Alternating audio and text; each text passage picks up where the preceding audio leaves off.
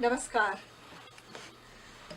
Today is a very special day. Today we are having a very special guest with us, and that is Mr. Ratan Khosa. Mr. Ratan Khosa does not need any introduction. He's known to our community, and he's also known to the community in Chicago.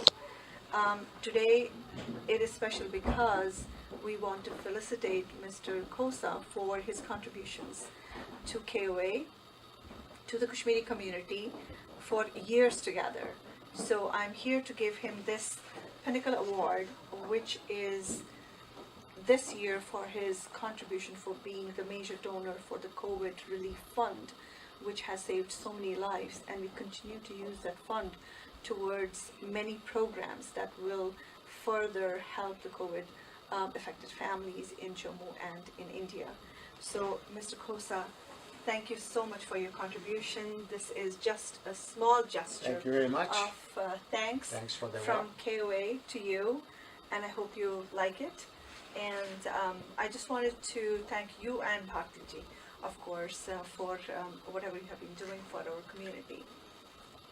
Well, thank you very much for KOA and your generosity, and this gesture means the bar has been raised, that I got to do more. Thank you. Yes, it's just a small cue for you. Yes. I just wanted to chat, a little bit about you, trying to find, obviously your story, how you came to this country with less than $4 and then struggled for many, many years. Eventually, you founded your own company, that too at, of course, with your parents, your father, basically coaxing you to do it. And now you are a successful entrepreneur. So tell me a little bit about that journey that started, years back. Well, I had to squeeze many years into a couple of minutes. When I graduated with civil engineering degree and I came back to Srinagar, I was number one out of 125 applicants, and I didn't get the job. And it was a discrimination. It was very hard for me to assimilate emotionally. Then I did work another part of India, so now I'm a majority. But I found that not being from local community, I was discriminated again. So I made a decision that I was going to make my career in the United States. I risked living in a well-off family and came to the United States. I secured a research fellowship at University of Maryland, and at that time India had a foreign exchange crisis and you could get only $8. So I left with $8 when I left India, and by the time I got to University of Maryland, I had $3.75 on me, and the school was closed for Labor Day. And I thought somebody would be with money for me. It was hard. So I, a month before graduation, state of Maryland canceled the job that I had accepted. So on graduation, I had $60 and no job. I got into this industry that I'm still in with zero experience. I got laid off. First I got promoted, then I got laid off. I got laid off, and then in another company, the same executive who had given me 3 quick promotions fired me one day. Next company I did, by the way, I did exceptionally well in my job. I made millions for others. I learned a great deal, and when I look forward rather than backward, I focused more on how much I gained and learned rather than crying over what happened to me, that I got laid off, I got fired, laid off. So next job, I rose to become chief operating officer with a salary of $900,000 in today's dollars. But I found the owner was committing a number of frauds, and within 3 weeks I resigned, and country was at that time in second worst recession, and I had 3 options: find a job, go back to India, or start a company. Couldn't find a job. I was that close to going back to India. Luckily, my father was here, and he convinced me I had it, that I have it, that I can do it. And out of desperation, it was not that I had this brilliant idea that I can start a business. It was purely out of desperation that I started a business in the basement of our house with $44,000, no outside financing, a wife and a 4-year-old and 3 employees, and rest is history. Wow. That's a success story, but as you just now, told in your own words, it is not easy to be successful. You have to go through challenges and failures and so many hurdles in life. So when people look at success today and they see Mr. Ratan Khosa sitting here, they probably feel that you've always been successful. But through your story, we know that it has not been easy for you. No.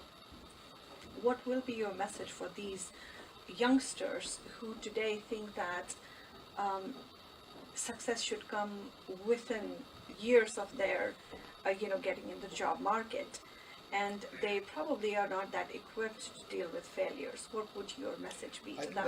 That's a very good question. To start a business, like if IBM and Google had to set up a division and spend $200 million, that's a different story. But to do something like this, what I had to do is like jumping off a cliff, middle of the night, with blindfolded and hoping that there's safety net down below to catch you. And that's very dangerous.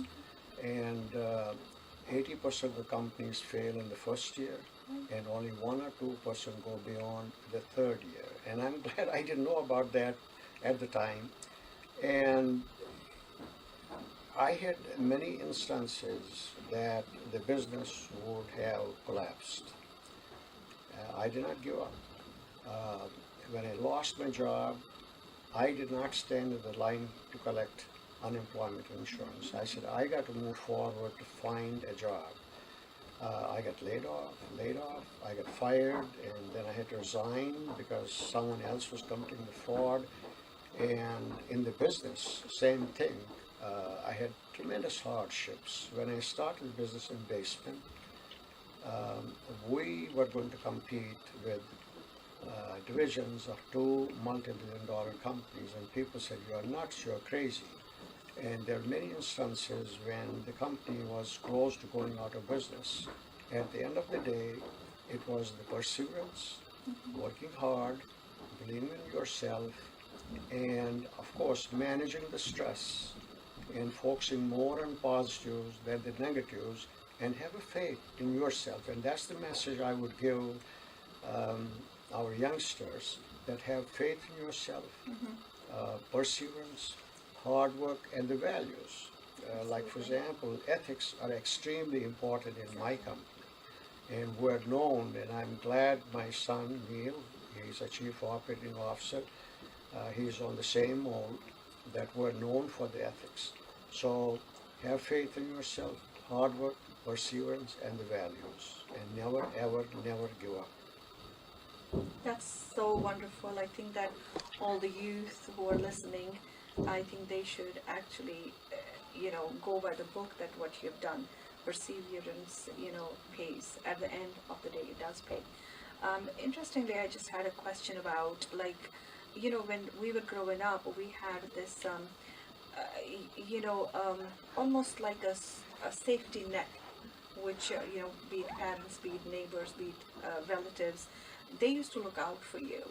Right. After migration, unfortunately, we have lost a lot of it. And now we struggle to find good mentors. So what would your advice be in terms of, what I'm trying to say is that Kashmiri Pandits are doing remarkably well these days. They are, heading their CEOs, COOs of financial companies, of, IT companies and all that. In my opinion, I think networking is very important in our community. How would you advise us, KOA, or for that matter, any KP community, to develop that networking so that our youth who need advice, mentoring, how would we do about? How would we go about it? Well, again, a very important aspect of not only business to succeed in general. Before I answer that question, it's kind of awkward to talk about my childhood. When I was growing up, it was all about me. I was great in grades and great in sports, and parents took care of, and I worked by the tail, and I said, I don't need anybody's help. I can do it all by myself. And as the time progressed, and I got discriminated twice in India, I came to this country and struggled. I recall as a student coming from a well-off family, here I am with not enough money. I used to sleep on the floor with hardly half-inch of thick mattress. I bought, I can never remember, forget this, I bought a $17 top coat which was not made of wool. It looked like wool, and one day I was walking, I didn't have a car, I was walking 2 a.m. middle of the night from computer science to my apartment. It was extremely cold, and the wind was going through this coat, and I was shivering as I was walking. And my body became so cold. When I got to my apartment 2:30, I stood under the shower, hot shower, to heat myself. Wow. And I had lived through that. So coming from a family where everything was taken care of, and I had worked by the tail, and then having this experience, and then getting laid off, and now I had to start a company, manufacturing company in a basement with no plant. And I had to figure out how to do this. I reached people, and reaching people is networking. Right. And I said earlier today at the religious function that if I had to put a mathematical formula, my success is 85% due to other people. For example, when I started the company, I got to make a product and I have no plant. I reached out an individual who I had heard about and never met him. I said, Dick, I need help, and I need you to make product for us. So in networking, when you go to some function or you meet some people, you should never keep in mind that I'm going to go there or I'm going to meet this person with an intent that he or she is going to help me. You should go and approach, whether it's a function or you're meeting somebody, how I'm going to help them with no expectations. You build a relationship, a camaraderie with that individual, that if you ever need their help, that you can pick the phone and say, Joe, could you help me? And my formula is if I walk on the street and approach 10 people for help, probably 7 people will give me help. I have developed this ability now that I can do it. I have the confidence that I can do it. Walk street and 10 people, probably 7 will give the help. So no matter what you do, you cannot succeed on your own. Exactly. You need help from your employees, from your suppliers, from your customers, and other people. In fact, one engineer lives not much from here, and I'm a structural engineer basically, but I have a limitation. I reach out to him for help. I don't know this. And you have to be honest when you approach people. And I say, I don't know this, that really means I don't even know this. Yeah. Please help me.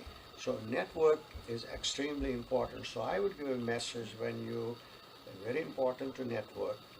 Don't have expectation that you're going to go to any function or meet people that they are going to help you. You got to approach that you take interest in them and how can I help you. That down the road, if you ever needed help from them, they would love to help you. They are there for you. So yeah, I mean, one important aspect of life is that you can never succeed on your own. That's right. It takes a village. Absolutely, yes. It takes a village for Yes. everyone's For example, success. talking about help, Yeah. of course, my wife, Bharati, is my wife. She's supposed to help me. Absolutely. I couldn't have done what I am today without her help. There were days I would come home and I'd say, my God, while I'm driving, is this business going to survive? And I had a shoulder to fall back upon. I had somebody to talk to who would tell me, tomorrow will be fine, don't worry. Very simple. And I would wait to come home and talk to her, that somebody I can talk to, apart from what she did at work. She became like a magician, taking care of the home and business and cooking food and taking care of meal and whatnot. And so it's aside from home. Absolutely. And respecting that is also very important. Extremely, yes. Many people Yes. probably would not, but Right. you are. So it is amazing that you are giving her the credit that she deserves and much more. Right. So very thankful for you to do that. Talking with the credit, my parents are not living. When we grow, we don't give enough credit to our parents. Now that they are not there, many times I feel I couldn't have done without what they did for me.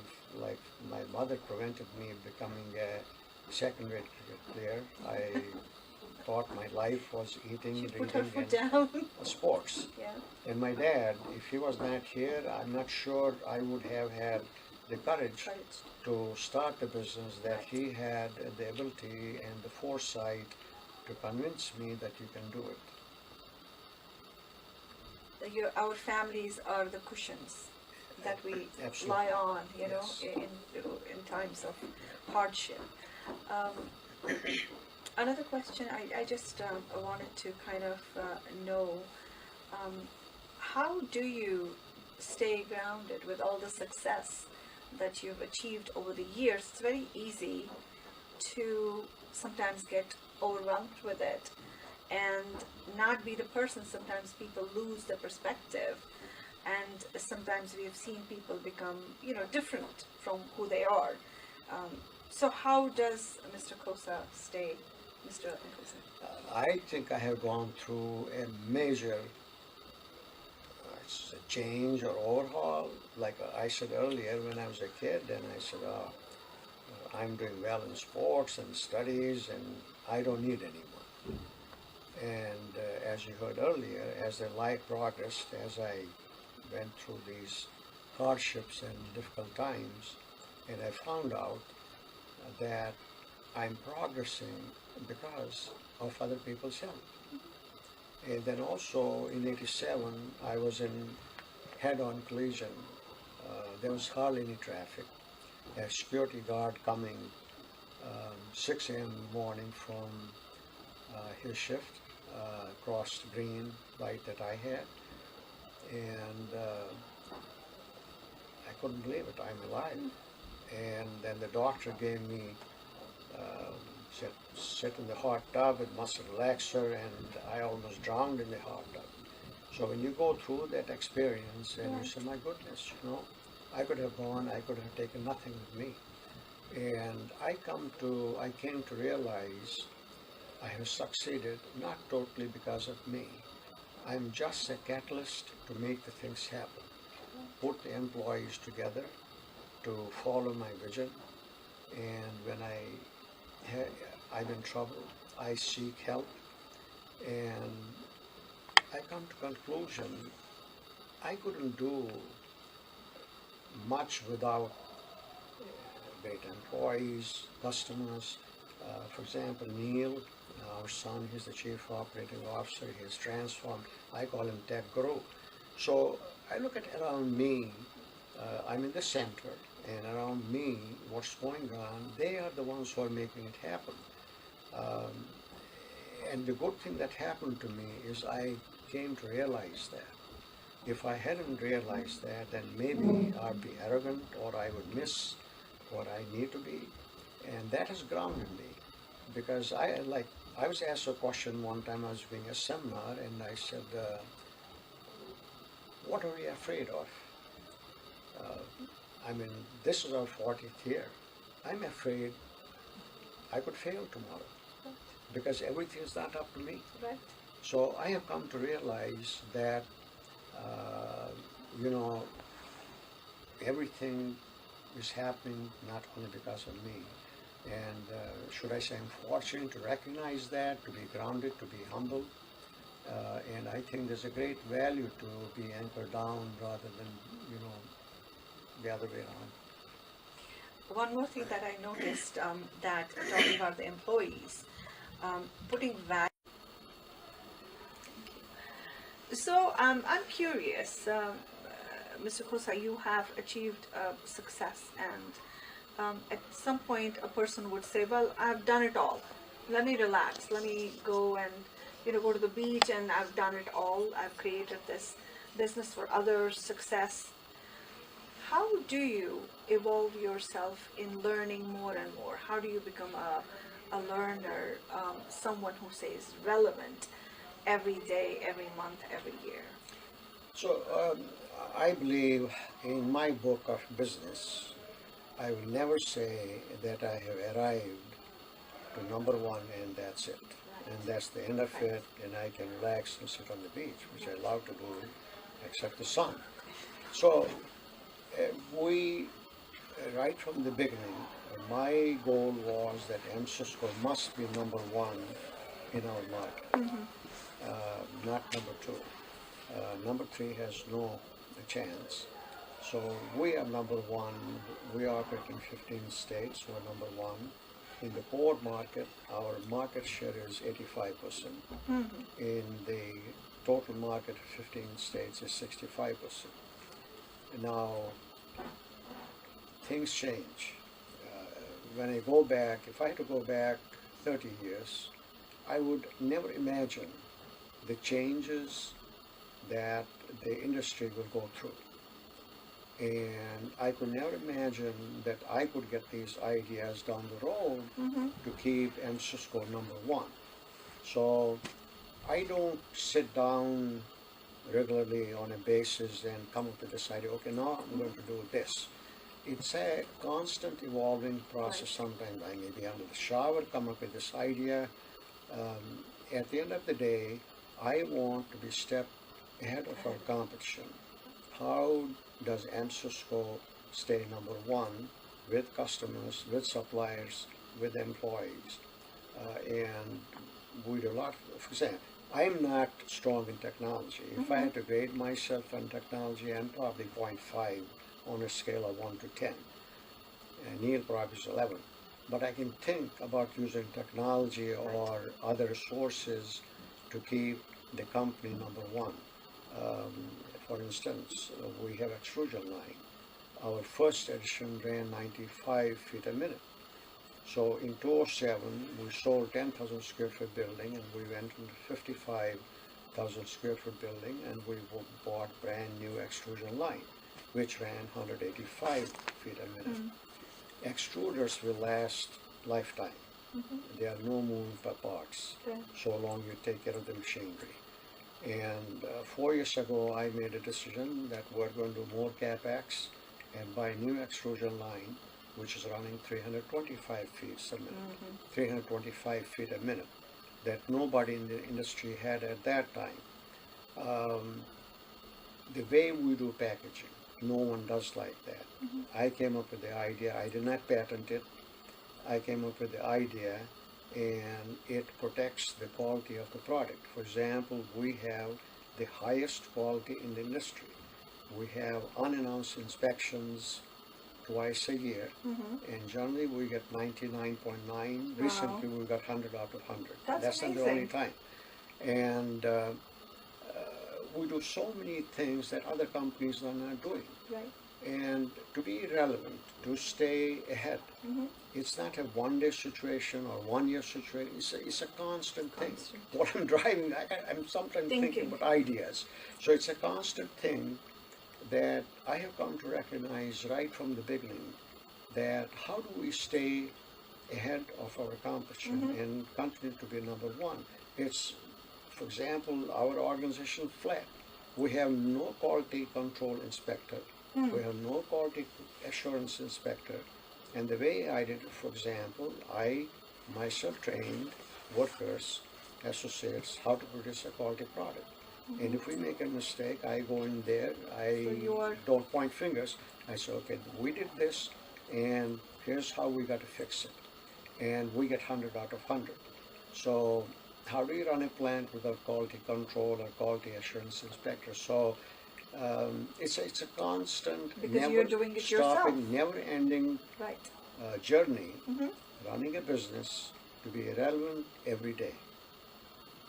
So excellence being number one, That's and right. not cutting corners. That's right. Yeah, In not fact, looking at the bottom line, yes. but the top line. I owe to my dad. My dad would say that quality pinches in the beginning. Right. It costs more. For example, he was a great dresser, and he said, you buy a nice jacket, you spend more money up front, but there are two things. It will last long, Right. and you'll feel And good look when good. you wear it. I apply the same principle in the business. We spend more money up front to produce great quality and provide great service to customers. Thank you so much. Thanks. Thanks. Are we good? Okay. So continuing our conversation with Mr. Khosa today, I just wanted to ask you that when you're talking about your employees and how much value and regard you have for them, because at the end of the day, they are the ones who make or break the business. So last year when the COVID hit and there was enough businesses were losing money, and many businesses actually had to drop their employees. Some people lost jobs and stuff like that. And we talked the other day, and you said that not only did you keep your staff, you also gave them bonus, and you were concerned about the mental health of your employees. Now that was very interesting because being a physician, I've seen in the last 2 years that how much COVID has impacted the mental aspect, mental health of individuals. And I was very impressed that you were already ahead of the curve and you were thinking about the mental health. So could you talk a little bit about that? Sure. In our company, we have a number of components which go to make the culture of the company. Number one is employee comes first. So in our company, culture is employee comes first, and then the customers, I'm not even second. So along those lines, we had 50% employees in the plant who got positive. And we spent around $150,000 dealing with COVID situation. So the ones who were negative, we had to quarantine them. We paid them salary. There were only 2 people in the office who could have shut the office, but we decided to do deep cleansing so it will give the comfort and confidence to employees when they come back. When they came back, the whole company, we again paid for fast testing of vaccine. We bought the equipment in the plant. They had to wear mask and a shield. We had to shut the plant. And we could not produce the product to get to our customers. So customers threatened lawsuits. We got letters from their attorneys.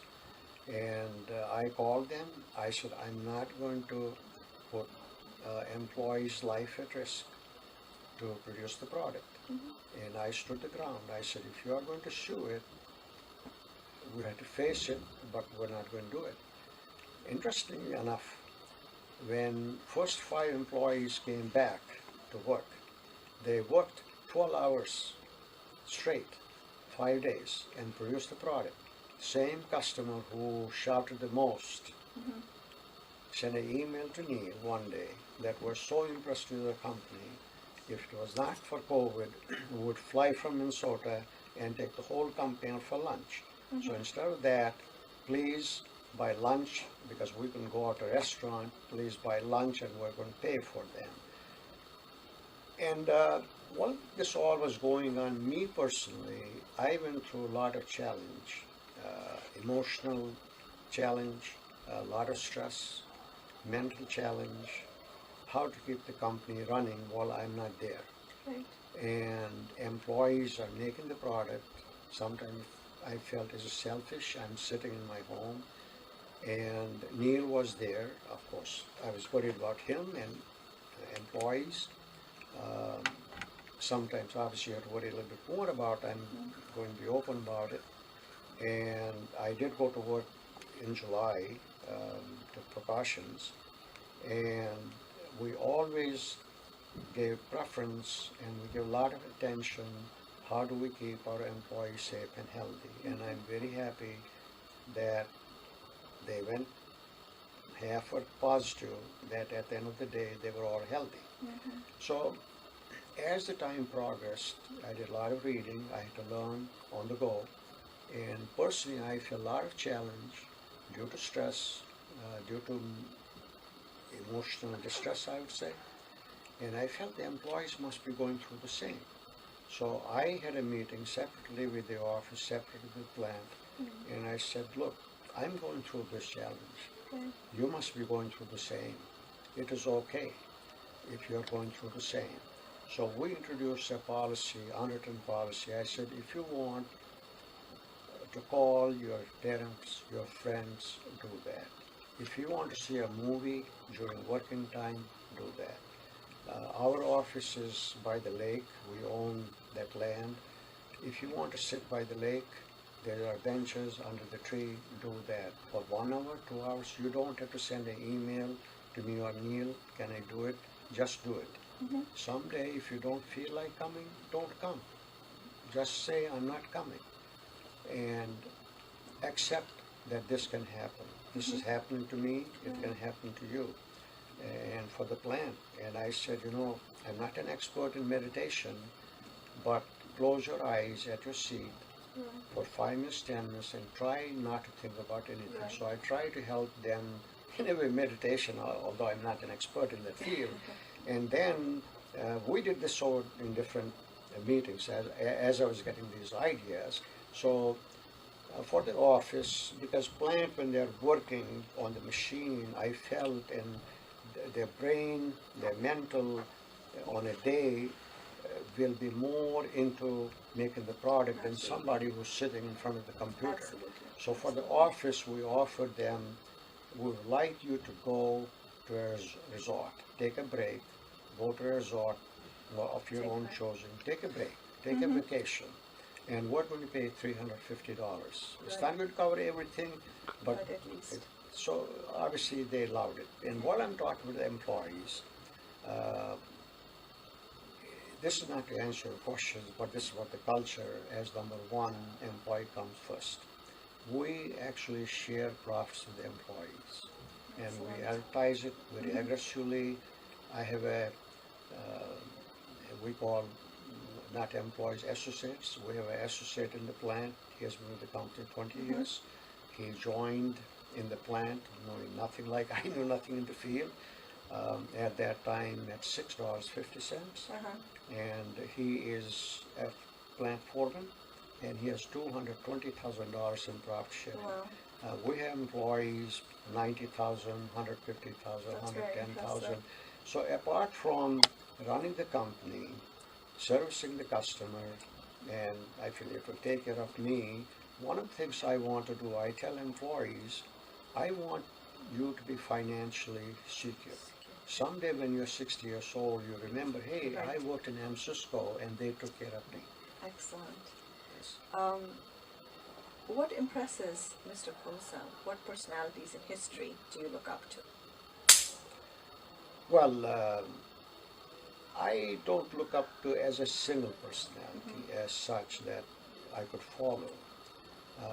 I do a lot of reading, and I compartmentalize something that I read about somebody that I like, that I should follow.